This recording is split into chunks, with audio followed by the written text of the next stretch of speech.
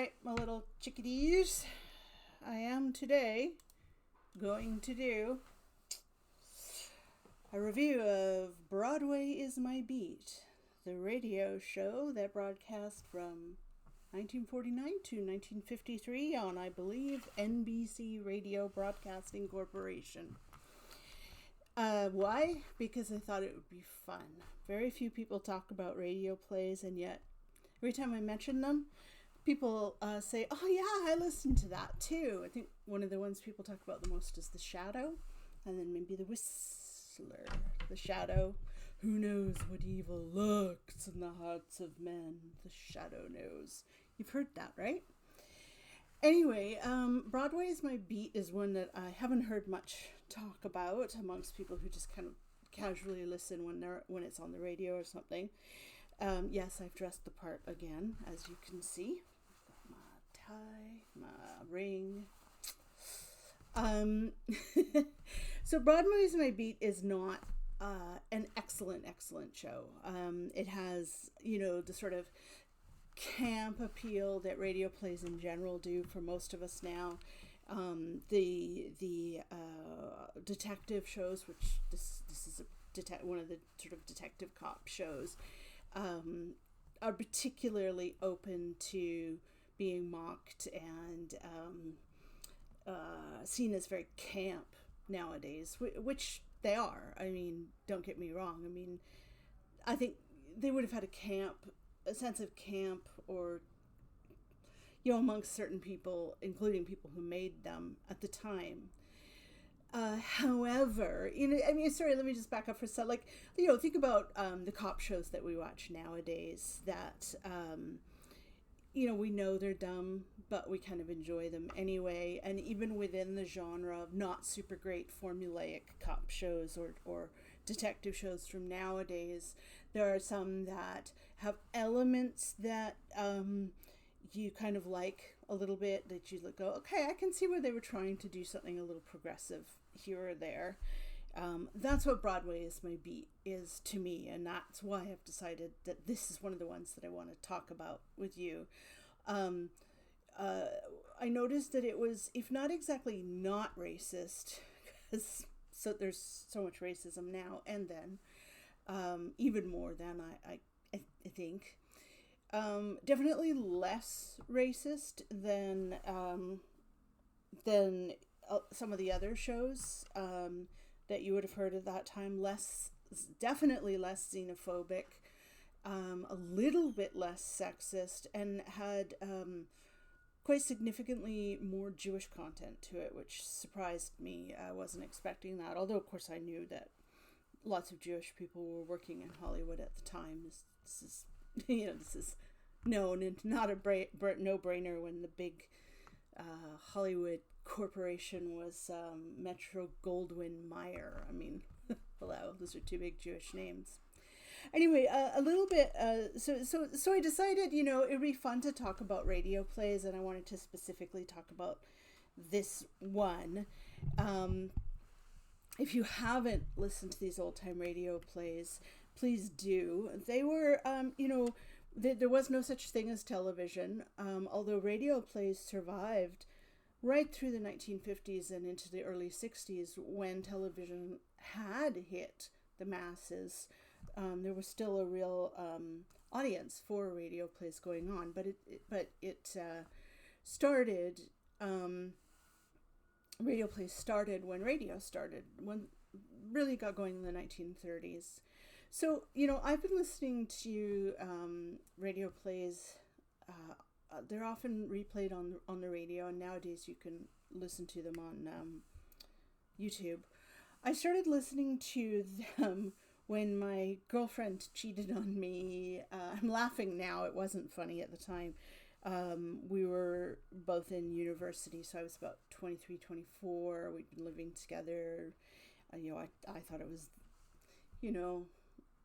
the relationship, and supposedly she did too. And we both worked at the student newspaper, and she cheated on me with someone else who worked at the student newspaper, and it was all very brutal. And suddenly I was living alone and sleeping alone and feeling lonely and honestly kind of frightened. I lived in a old falling down rental house in a bad neighborhood by myself at that point. And what got me to sleep each night suddenly was these radio plays on an old folks radio station that played them for several hours late at night. So I'd leave the light on and fall asleep to these radio plays. And that's when I started to really get into them. And then I was quite surprised to learn that lots of other people listened to them as well. People my own age at the time, young people.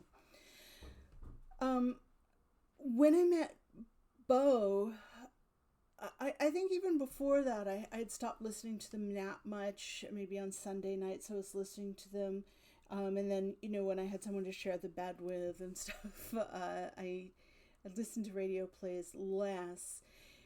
I started listening to them again when Bo went into the hospital in last, October, November, was it even into December? He was there for a month last year, and it was pretty brutal, and I was very frightened for him, and it was a very hard time. So I started listening to radio plays on my computer, and I blew through The Whistler, which is a pretty well-known one. And so I was kind of like, okay, what should I try listening to next that I haven't heard before? So I'd listened to so many of them. And so somehow Broadway is my beat. I heard it mentioned somewhere. I don't know. I think I was looking up the different actors in the radio plays, and it came up that one of them had been the lead in this show called Broadway is My Beat. So I looked it up, something like that. It started in May 29, 1949, and as I say, I heard it and it seemed a bit more woke to me, than some of the others, slightly more. So as I said, but I want to go back for a second, just sort of talk a little bit about the radio plays in general. Like I say, they got going in the 1930s, and they had like the full range of genre that we kind of expect from television nowadays. It was really radio that kind of invented this kind of television lineup as we kind of expect to see it nowadays. So they had news, they had soap operas were really big, and that's where the term soap opera came from, because there was soap companies sponsoring these daily ongoing, never-ending dramas that women would listen to at home during the day while they were doing the housework. So they were called soap operas, and that's where they came from. There would be dramas that were supposed to be taken seriously, although, when you listen to them nowadays, it's not so easy, and I think even at the time, maybe not. There would be adaptations of movies that were big at that time. They would be adapted into 1-hour productions, sometimes using the original stars in them. There was comedy. There was sort of what we would call situation comedies with the same characters, like I Love Lucy started as a radio show, for example. There were variety shows, kind of like what, the afternoon shows like Oprah was a variety show, or whatever Drew Barrymore's doing these days, but also the evening shows that we hear, like, Jay Leno. How long has it been since Jay Leno was on TV? The late night shows where they'll have, a bit of comedy, a bit of music, they'll have some guest stars, all that kind of thing. So variety shows, or, guests coming on to be interviewed, those were on the radio. Detective shows, kids adventure series like Little Orphan Annie, you've probably heard of, that was on the radio. So all of these, this was like a thriving business, and this is where corporations like NBC started, was in radio. And they had like a sort of a coterie of actors that worked for them. I'm finding when I am listening to them and I go and I look up the actors who are in the various radio plays that I'm listening to, which I haven't done in the past, I haven't looked them up, is that a lot of the faces you and I will recognize if we've watched any old television or any old movies at all. They were, most of them, not super famous themselves. But they were known enough because they would sometimes show up in TV and sometimes show up in movies, B movies and stuff, as what we know of today as character actors. They weren't like the dashing leads or anything, but they were just kind of working Joes in acting. And of course, the big thing is that they didn't. First of all, they could be reused a lot because you wouldn't see their faces. So, they didn't. You wouldn't as quickly recognize them as, wait a minute, this is Joe in this week. But last week he was playing a character called Bob, because you wouldn't see his face, so you wouldn't know. But also, obviously, if you're on radio, only your voice needs to match the character you're playing, not your appearance as well. So it's kind of fun to look up some of these characters. I don't know if any of you know of or even are old enough to remember a television show called Canon in the 1970s. I think his name was, no, not Harry Morgan, that's somebody else. I forget what his name was, but he had like the perfect radio voice. He sounded like it had the sort of not just the timbre, but the intonation. Like he had the whole speech patterns down perfectly. And I might add that people went to schools to learn how to speak the different accents that were used in radio plays. He was perfect. He could do the really hard-boiled macho character really, really well. But in real life, he was short, bald, and very fat.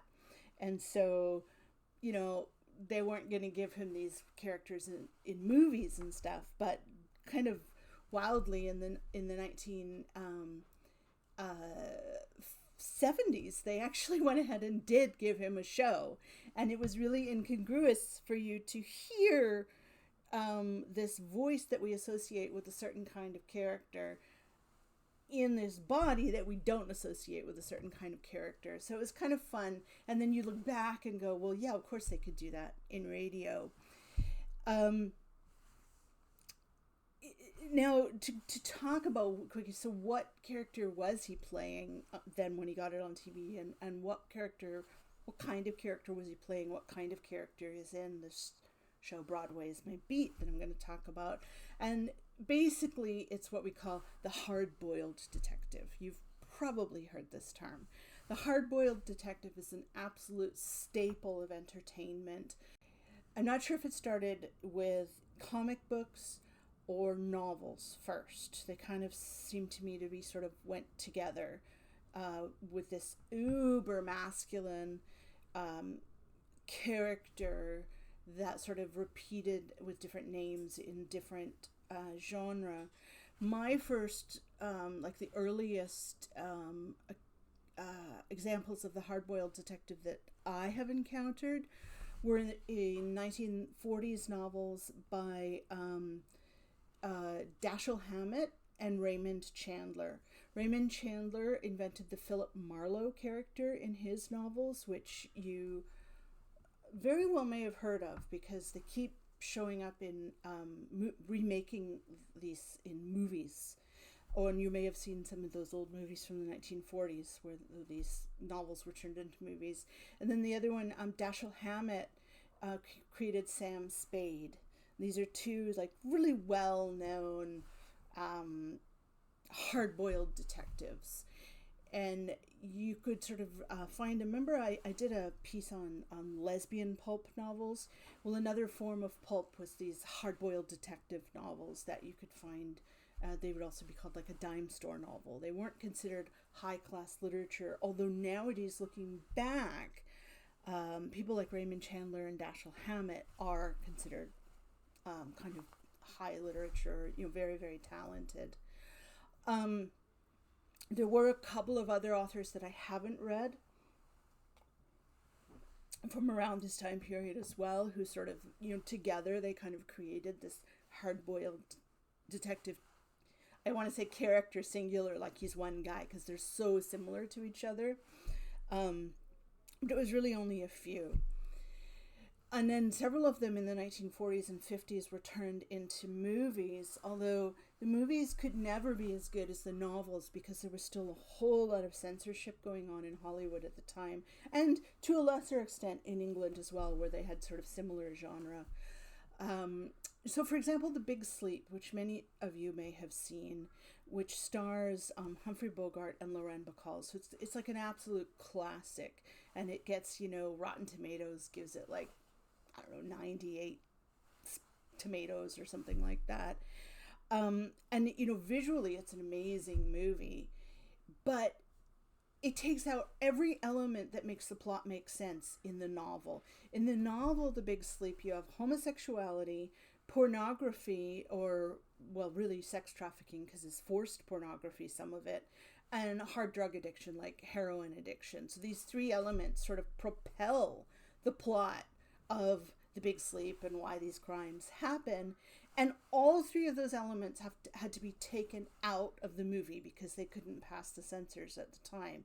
So you watch the movie and you're just thinking, what is happening? What just happened? I don't understand.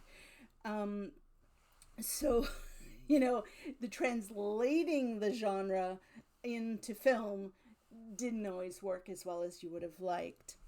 Around the same time, through the 30s, I believe, in fact, I know, these same characters were showing up in comic books specifically aimed at young boys.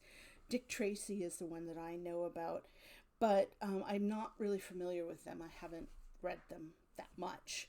I think that they had more sort of what you call like fantastical elements, like bad guys like the Joker or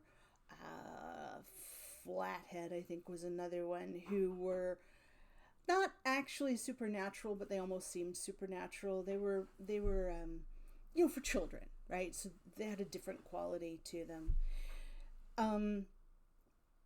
And then at the same time that the novels were hitting, the novels and the comic books were hitting the movies, they also started hitting radio.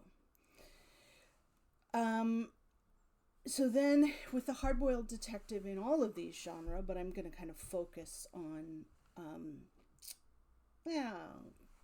it's one character, so it's hard to focus on like just radio or just movies. They were often what you call a private detective. And you often, they work with very stupid cops, so they're not working with directly, but they'll be ending up on the same cases as the cops, and the cops will be, bungling the case, and the private dicks have got it right, but the cops keep impeding their progress because they're so convinced that the private dick, isn't right. Or sometimes it's the private dick, the hard-boiled detective that we're watching is himself a cop, always himself, of course, himself a cop, but his boss is really stupid and keeps impeding him. It reminds me of Murder, She Wrote, which we all know and love. That's the sound of a baby crow begging for food. They have been non-stop. I have another YouTube channel all about them. Anyway, that's an aside. If you remember Murder, She Wrote with Jessica Fletcher as basically she's the private dick in this TV show, and she's always working with her town's cop in Cabot Cove, and every time she's right and he's wrong, but every time he's like, no, this time you're wrong, Jessica, this time you're just wrong, you're on the wrong track.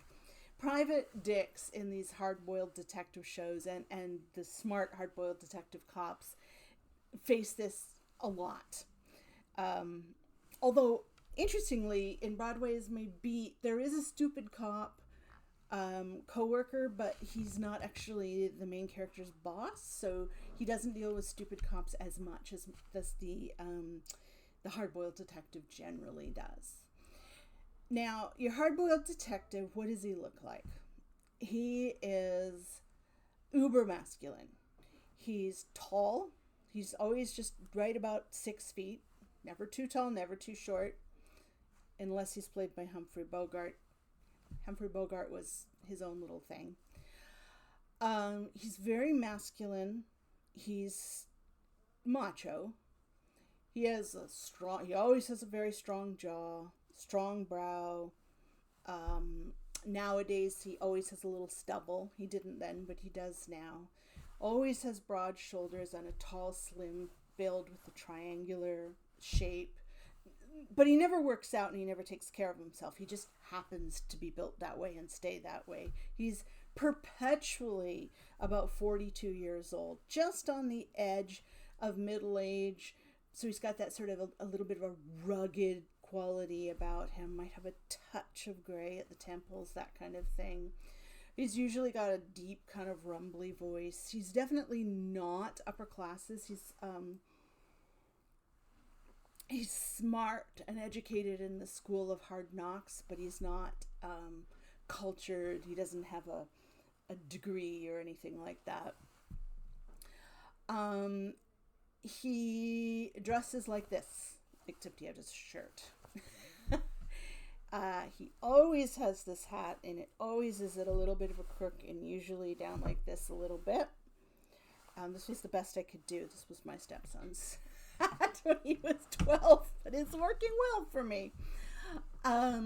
He always wears a rumpled raincoat like this, which is mocked very well in the Columbo movies, where his is all like rumpled and dirty all the time. Often pops the collar. Mine wouldn't stay up, so I didn't bother to pop it. He has a sort of a rumpled, careless suit and tie. I got my tie out. He's always smoking cigarettes. Got a cigarette out of the corner of his mouth. Once these hit movies, the cigarette added a smoke into the movie that created some of the great shadow play that we associate with film noir. And The Hard-Boiled Detective is very associated with film noir. He's very attractive to the ladies. They weirdly lust after him like right away. Like they won't know him. He'll knock on the door of their apartment. They'll open it and they'll say something like, "Hey, you're cute," and just let him in and start hurling themselves at him. It's quite funny and completely implausible, but that's kind of the joke, right? So they always want him. They often double cross him. They often turn out to be the bad guy. So he will go a little soft for one of them, perhaps. A little soft, just a little. And then they'll turn out to be the bad guy. They often die. Especially if he does feel a little bit soft for them, they often die. Usually because they're a bad guy. There's one other thing that could happen, and this does not happen, at least not yet, in Broadway Is My Beat. So normally he will never commit to a woman, ever, not even close. But they all fall all over him anyway. They get treated horribly, but he's a tall, cool drink of water apparently, and they just love him because he's cute. But there's one exception, and this is he'll fall in love or already be married to some wonderful, wonderful woman. And of course, then she'll die. Usually a violent, suspicious death. And that gives him the chance to then be bitter and conflicted and drink too much. I forgot. Lots of drinking in the hard-boiled detective genre. So now he's lost the love of his life, so he deals with it by, the muscle in his jaw twitches a lot, and he drinks too much, and he treats women poorly, and he falls asleep on the couch a lot with a cigarette, and doesn't take care of himself, but maintains his perfect physique. That trope of the perfect dead wife who remains young forever, beautiful forever, is very much alive and well today. I was watching a new cop show the other day, and I kid you not, his perfect wife died off in the first 30 seconds of the pilot of the show. 30 fucking seconds it took for them to kill off the perfect wife. And then he got to brood. Brooding is big with these guys. So you can hear me mocking all of this. Like, I am not this huge fan of this genre. It's sexist, it's racist, it's camp as hell, which is a big part of the appeal. But it's an interesting genre. I mean, it's worth looking at, even if I weren't looking at Broadway as my beat specifically, because it gives us a sense of how we've kind of culturally come to understand this kind of masculinity and how it interacts with women and other people, and this affects how boys want to become men and how women want to become women. And this is part of why I look at this stuff. It's not just because it's a radio play and it's interesting, but it's created by our culture and it influences our culture. And so these things become important, even if they are silly and funny and not very good and whatever. Anyway, so let's talk about, we've gotten rid of the dead wife, as one does on these shows. The setting of the hard-boiled detective's life. It's always gritty. It's always a gritty world where he's always seeing kind of the soft underbelly of humanity, the worst part, the worst aspects of people. A lot of it is set in, kind of Skid Row settings and, really lost beings, crummy bars and what do you call it? Like, what we'd call now SROs, single residence occupancies, like people living kind of in hotels and flop houses. Flop houses is what they used to call them. Not all of it is set in that kind of a poor, impoverished, crime-ridden world, but it is also cross-class. He definitely often encounters the upper classes, especially some of the women who are in the upper classes via their sexual attachment to some man who's basically paying their way. But even if he's in the upper classes, that he's seeing the soft underbelly of that too. So that is also is crime-ridden, violence-ridden. He's seeing the worst of humanity. A lot of seediness. A lot of double-crossing, people double-crossing each other. Nobody's really loyal to anybody. A lot of greed. A lot of, people whose never get to, who sort of hapless victims of this, and it destroys their loves' lives somehow, keeps people apart as star-crossed lovers. As I said, there's a lot of violence in this world. Here's my kitty Quetzal. He's about to beg me for a pat down here somewhere. The hard-boiled detective is the victim of violence often. He is constantly getting drugged and or knocked out, punched out, and he passes out from being punched. Now, he can give as good as he can get, but nonetheless, this happens often. And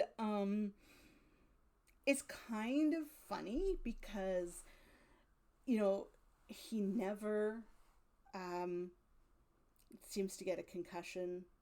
He never is permanently injured. He's never, disabled. He never seems to have much of a recovery period. He always just wakes up and then he's okay. There's actually, and in some of them in the 1970s when they started to have these on television, they were all shot in LA, right, in Hollywood. And so they were constantly going off cliffs, the cliffs near near LA. They were going off cliffs in these horrible car crashes, and they were like, oh, my head, where am I? What happened? And then the next day off they went and, saved the world some more. I'm thinking particularly of the TV show Mannix, if you've ever seen it. That guy absolutely ticked all these boxes, except he didn't have a dead wife. God bless him, but he had a lot of dead girlfriends. Anyway, that character actually shows up as a spoof in the 1990s on the show Diagnosis Murder with Dick Van Dyke. And he comes in, he's been injured again, and his doctor, Dick Van Dyke, mocks him and goes, dude, you can't keep getting injured like this. This can't keep happening, right? So, I mean, the actors, the writers, they're all in on the joke, even at the time they're doing it. But nonetheless, the characters have to take themselves dead seriously, which brings me to another staple of these hard-boiled detective stories. They're almost always narrated by the detective himself. So in the radio plays, they're talking to you, the listener, about, using these deep macho voices, about what they've been through. And, some of the ways that he talks about these adventures he's been having, he always has this very world-weary acceptance that the world is evil. He's cut up about it, he's upset about it, but that's just the way it is, and he understands this, and therefore it's his duty to do what he can for the world in this, these negative aspects of the world, trying to clean things up. At the same time, though, he often has a almost mushy sentimentality for the victims in this world. Often people who are perhaps a little bit simple or kind of brought very low by alcoholism. They're kind of like small people who never really had a chance to fight back. So he gets very mushy for them and will do a lot for them. And if they die or are trampled down, he's like very bitter about it and very upset about it. One of the absolute tropes of the hard-boiled detective genre, and this started in the 1930s novels, is a copious use of absurd similes. I wish I could think of an example, but it would be like, she fell to the ground like a bag of beanbags, or something stupid like that. And there's so many of them that they start to seem really normal, but they're really, really funny. The person I know who does that today and drives me nuts is Keith, what's his name, on Dateline. He just can't stop himself from the shit similes. The sun fell like a weary man's life, or I don't know, something stupid like that. Anyway, they're so known for these that just, there are so many spoofs of this. One of my favorites is the same actor who was in Mannix, so the same guy again. I'm forgetting his name now, but I'll show you a picture of him. He was also on one of my favorite episodes of Murder, She Wrote, playing a similar character. And he's dying. He's literally dying. He's been shot. So he wants his story to get out there, and he sort of crawls back to his hotel room, sits down, lights a cigarette. Don't forget he's dying. Lights a cigarette, turns on the tape recorder, and starts narrating his own story, his hard-boiled detective story as he's dying. And he stops frequently to use ridiculous similes throughout. It's hilarious. It's really, really funny. Very, very much making fun of the hard-boiled detective genre, even as we're really, really enjoying it, because it's fun. Another thing that you see in this that always makes me laugh is there's always these really funny descriptions the narrator gives you of what it felt like as he's coming to after he was knocked out and or drugged. And I can't even begin to do it justice by trying to imitate the ways he describes coming to.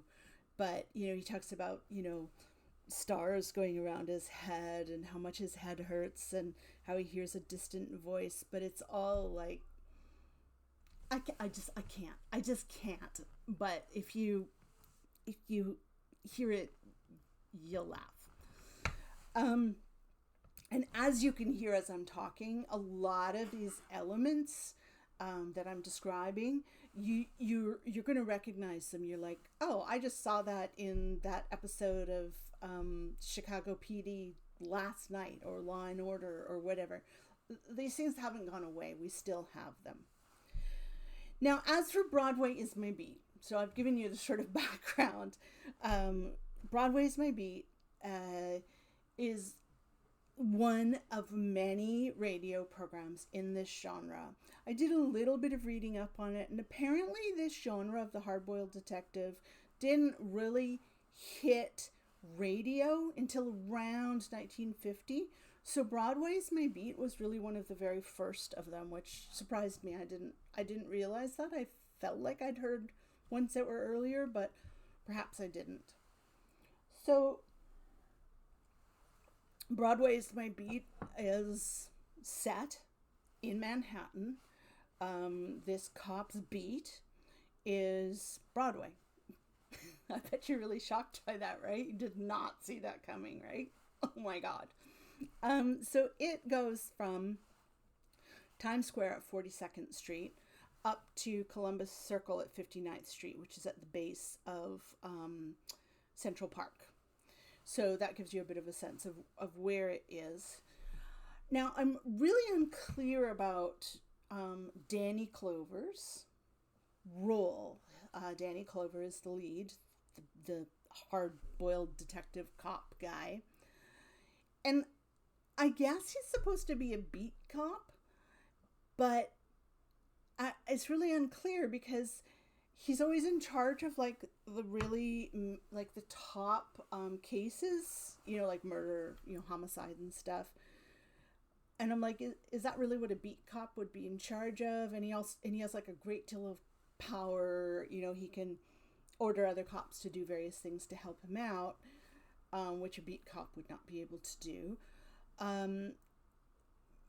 But he does seem to be a beat cop. Broadway is his beat, after all. Oh, a beat cop, like back in the days when cops used to actually walk the streets, wherever was their beat. They would literally walk the streets in that area and just kind of make themselves known to the people who lived there, and then deal with whatever came up as they did that.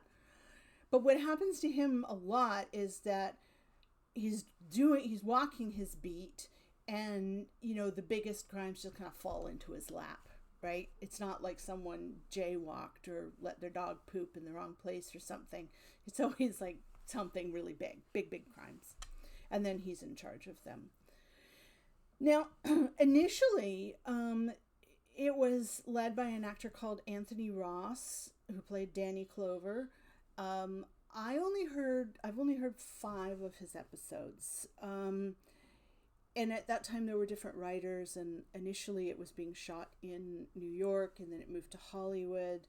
So initially it was shot in moved to Hollywood. So it started in New York, had this lead character, Danny Clover, played by Anthony Ross. I listened to 5 of those episodes, and I thought, my God, if this keeps up this way, I'm not going to keep listening to this program. It's too stupid. It was like really mushy and soft and super sentimental. The emphasis seemed to be a lot of the time about good, wholesome outsiders coming to New York, like tourists. This Broadway, coming to New York and becoming victims of that soft underbelly of humanity that thrives on Broadway or something. And I just found that kind of, well, it was maudlin for one, just super sickly, sweet, sentimental, also kind of anti-New York. I did think it was funny though that the Danny Clover in this iteration could never tell the Midwest states apart. So he'd be like, where are you from? And they'd say, oh, Kansas. And then later he'd be like, oh, wow, I like people like you from Missouri. And they'd go, no, Kansas. And you'd go, whatever. Now that's very, very, very New York. And I'm a bit like that myself. So that was funny. But anyway, I listened to the first 5 episodes and I just thought, it got mushier and mushier and mushier. And then the very next episode was completely different. I thought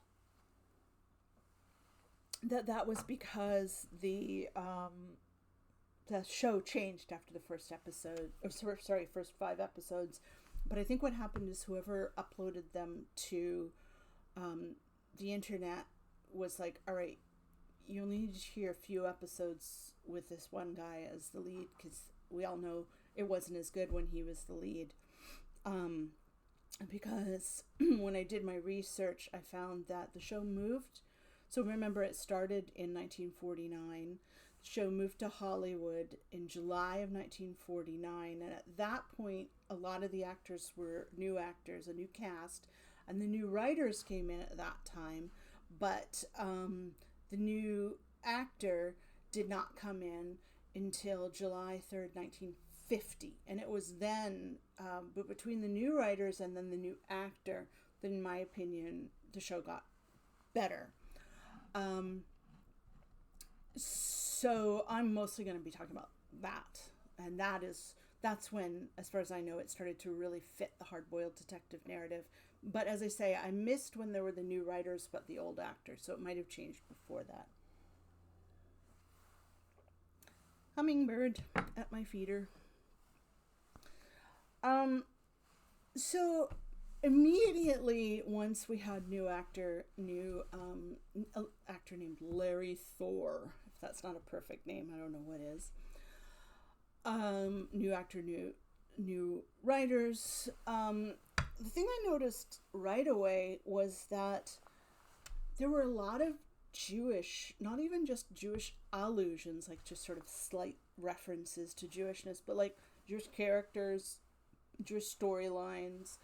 There were also a lot of sort of references to literature and art, just sort of passing ones or whole episodes devoted to artists or writers or whatever.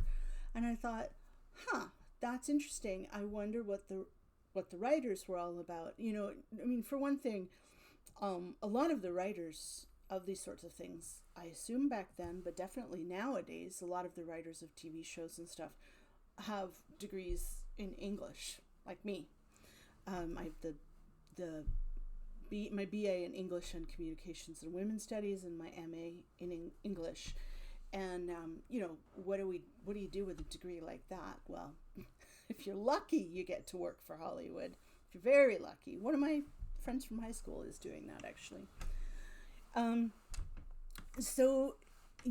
was like, I wonder who these writers were. So I looked them up. Now, remember, these were the new writers. All right. Their names were David Friedkin and Morton Fine. If Friedkin and Fine and Morton aren't Jewish names. So I immediately went, oh, okay, they were Jewish. Okay, I'm not surprised. So I looked them up some more.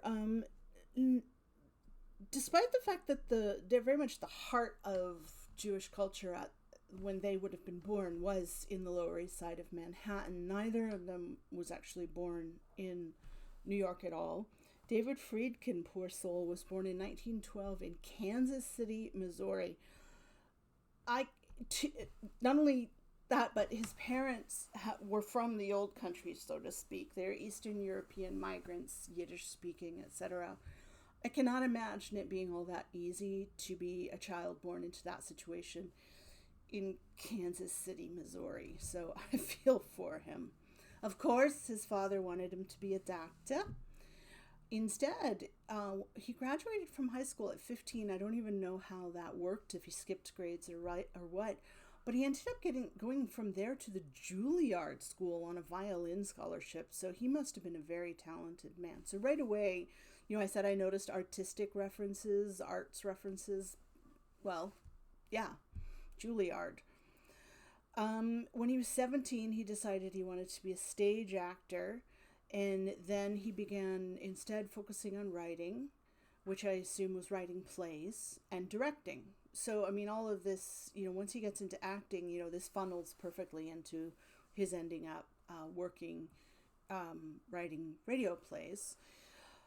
I don't know how he managed this, but in the midst of all that, he somehow got an undergrad in something, I'm not sure what, and sort of a bachelor's degree as well. And then, of course, don't forget World War II hit.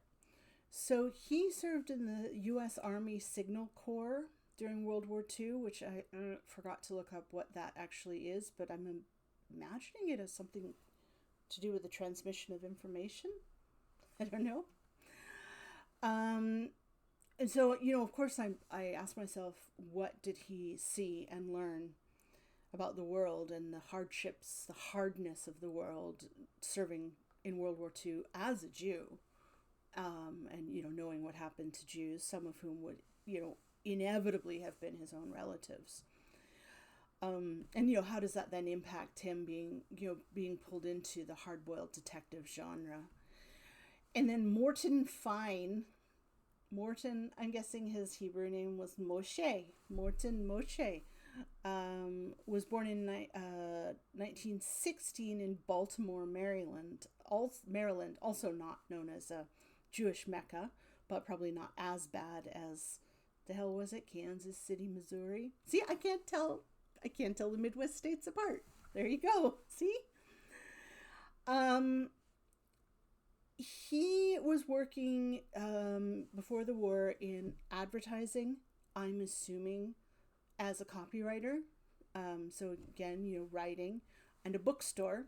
So, obviously interested in literature and writing, bookish type.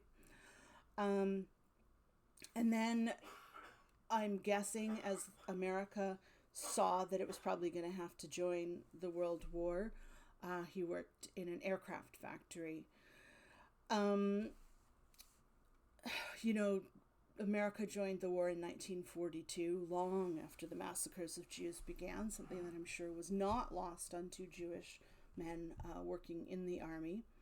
So in 1942, he did join the army, which is when America joined the war. Afterwards, he came back and got a master's degree in English. So again, this interest in literature, interest in the arts. It's not a super useful degree, as I know. He was trying to work as a journalist, writing for magazines, didn't earn much money. I know all about that too. And then he moved to California and started to get work for working for radio programs, writing for radio programs. And that's when he and David Friedkin met. And the two of them remained writing partners throughout their careers and did well and earned awards in radio, television, and I think some sort of, like B movies, lower budget movies. Interesting to see if those were also hard-boiled narratives. So into this world steps Larry Thor, who had the perfect voice for a hard-boiled detective. He absolutely nails it. He's got the cadence, he's got the voice, he's got the sort of delicate balance between sentimentality and sort of hard-boiled, world weariness. And it's funny because he was actually a chubby Canadian. Sorry, Canada, I'm Canadian by choice. Chubby, early 30s Canadian guy with a very boyish face and a receding hairline. So, again, totally didn't match the image he was portraying on the radio, which was, for one thing, about 10 years older than he himself really was. He had worked in radio for a really long time already, and sort of worked his way up from sort of basic announcer jobs, up to what he became. Interestingly, he was, I guess, I don't even remember this, but on Gilligan's Island, there was a radio announcer. And from 1964 to 1967, do you know it? Anyway, that was him. And I guess on one episode called "You're on Mars Camera," he was on the show as that character. So, okay, what was Broadway's My Beat? It had a lot of the elements that you would expect. Like, there's one of the recurring characters is a dumb cop who works under him. His name's Tartaglia, and he's really stupid, yeah, boss, no boss, that kind of thing. There's a few recurring characters like taxi drivers, magazine girls, stuff like that. Lots of reoccurring actors. And you would only, you start to recognize some of the voices, and then at the end they'll tell you who the actors were. One of them was John Forsythe, who some of you may remember from as like the hot gray-haired man on Dynasty in the 1980s. So he had definitely paid his dues as a kind of a working stiff actor for decades. The music, which is something I think we overlook a lot, they would have these small orchestras who would have to play like while these guys were talking. If there needed to be music to set the mood, the tension, the drama, whatever, they would be playing right there in the studio with them. And the guy who did that, who arranged the music, set it all up, was a guy named Wilbur Hatch. His name I hear all the time in radio plays. I personally think these guys were genius. I don't know how they did it. They did it also in television. I don't know how. Okay, so Broadway's My Beat is very much still maudlin, sentimental, formulaic, all these things that are very camp that we make fun of nowadays. And I think probably they made fun of it even at the time.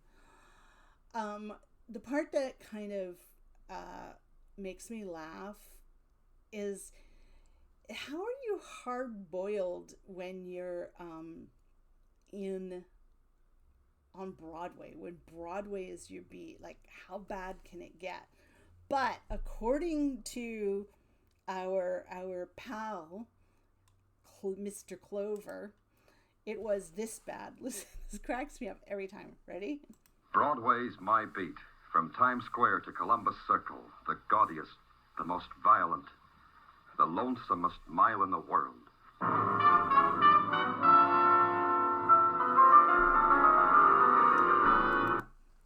How good is that? I laugh every single time. And actually, I mean, okay, I can't not laugh every time. But, I mean, actually, sorry, I'm laughing, I'm still laughing. Times Square was at 42nd Street, which was for a very long time known as a very rough neighborhood. So I shouldn't laugh as much as I am laughing. 42nd Street, I don't know when it started to be known as, like, a neighborhood full of prostitution, porn, back when you couldn't just get porn on the internet, drugs, pimps, obviously. So I shouldn't make fun of it too much. But, at the beginning and the end of each episode, he gives this long list of, similes and metaphors for what Broadway is. And they're a bit ridiculous. They're just so maudlin and over dramatic, melodramatic. They always break down into this, basically, Broadway is a mass of contradictions. It's a beautiful woman who turns around and slaps you in the face. It's a beautiful day that suddenly fills with storm clouds. So it's always this juxtaposition between good and bad, good and bad, good and bad, and each being the flip side of the other. which, you know, is kind of life itself. And yeah, it's kind of what I felt like about New York when I lived there. Of course, it's full of crazy similes. It's full of ridiculous plot twists and silly plots, sometimes plots you can barely follow, as are detective shows nowadays.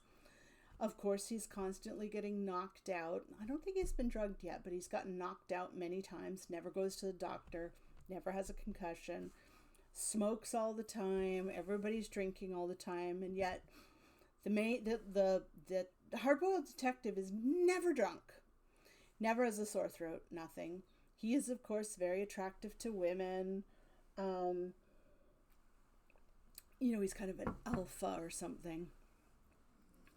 And he is, of course, often brought down by a woman. You can't trust them. So yada, yada, yada. The usual, right?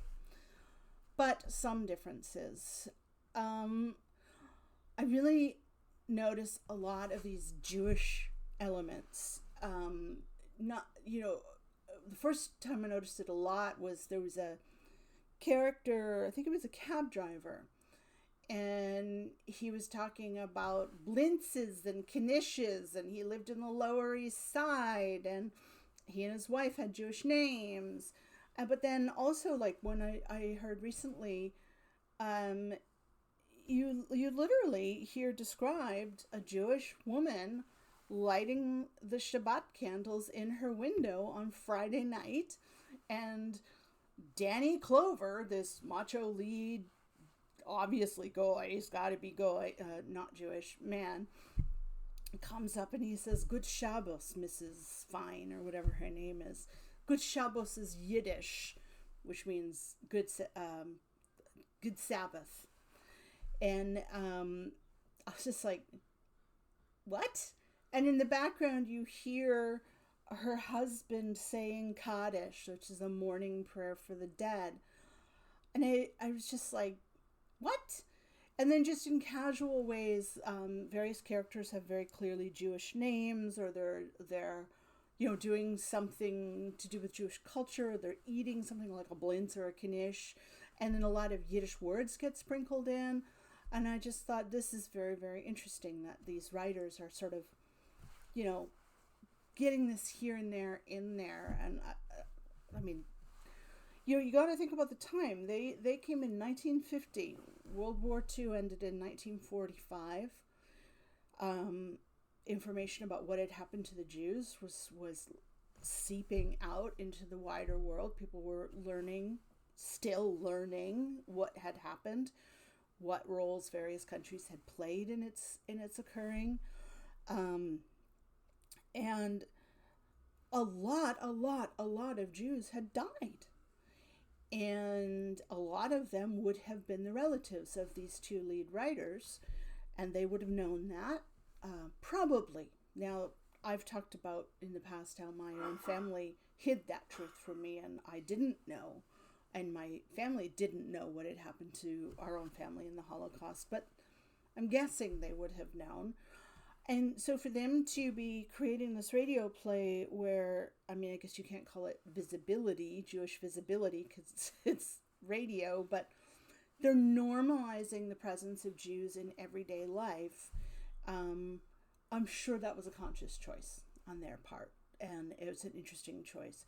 And then, you know, also, they, as one should if one's making a radio play based in New York City, but as many radio plays did not do, they really normalize racial, ethnic, and cultural diversity, which is New York and has been New York for a very long time.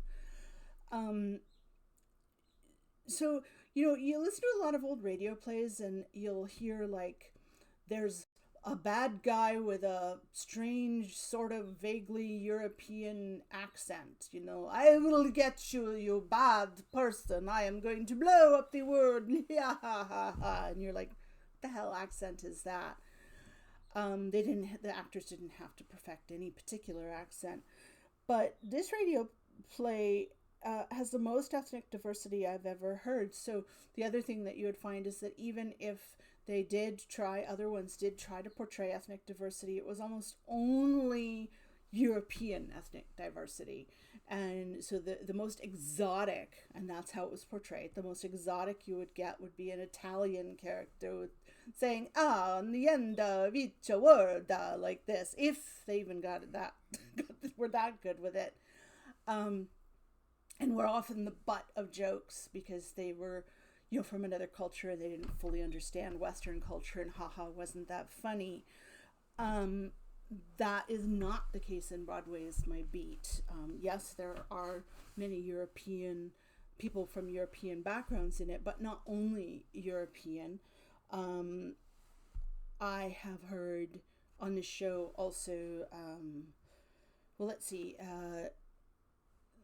First of all, no matter what background the characters have, they were required to actually the actors to have an accent that was correct for that character. So a Yiddish character has to actually sound Yiddish. A Greek character has to actually have a Greek sounding accent. Chinese character, they had one who said, Americans have such funny names. I loved that. I thought that was great. And then also accents within New York, so like Harlem accents. So you've got this much greater diversity, and these are not people to make fun of. These are not people who are kind of on the outside looking in at the culture. They are part of the culture. And they're people that Harry Clover knows. He goes down to the Lower East Side and knows how to say good Shabbos to somebody. That's kind of a big deal.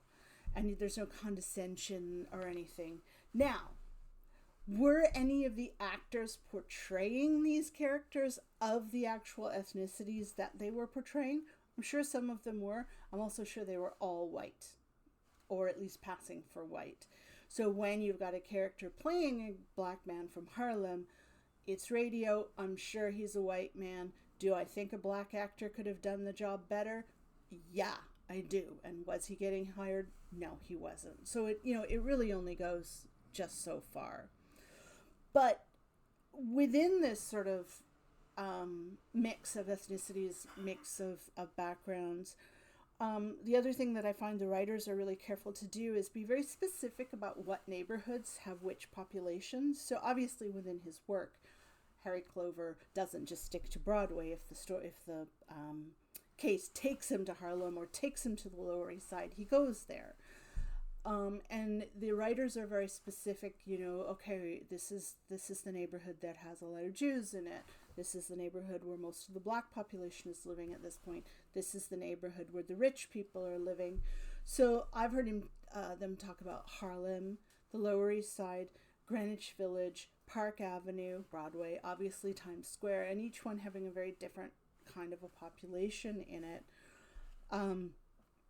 And then talking about the living situations for people and the shops and stuff in each one of these neighborhoods. They talk about everything from flop houses, where a drunk would, a really far gone drunk would basically rent a room with dirty sheets, to penthouses, to tenement buildings, which I talked a lot about in one of my other some videos, slums, shared beds where two men would rent one room, and they would sleep in shifts. So someone on the night shift would sleep during the day and someone on a day shift would sleep during the night. So they would rent a shared bed. To talk about all these different varieties, which again, I haven't heard in a lot of radio plays. So I thought that was kind of cool. I think that's kind of cool. I listened to one the other day that was set in the Village of New York, which is still known as sort of an artist's community, the artist neighborhood, and was at the time as well. And there is more than a passing allusion to the possibility that some of these characters are gay. It was the garment district, some of it was in the garment district. It was about the fashion industry. It's a strong sense that some of these characters are gay. He refers to athletic girls, which was kind of at the time code for lesbians, which I think is hilarious, but sitting around in this cafe culture, having debates about literature and art, etc. So he's basically describing Bohemian culture at the time. And again, there's no sort of judgment that he passes on these athletic girls and potentially gay men. And obviously this is Fine. I think he was the one whose first name was Morton Fine. The writer, he's got this master's degree in English, and then his partner Friedkin worked in music and on stage. That comes in as well, especially in this episode that's set in the village, but throughout the whole thing. And so all of this just makes it just a little bit more interesting to me. Now, really interesting to me is so far, I don't know how many I've listened to, there was a professor of seismology, I think, and a psychologist, I think, both of them women. That was not dealt with as well.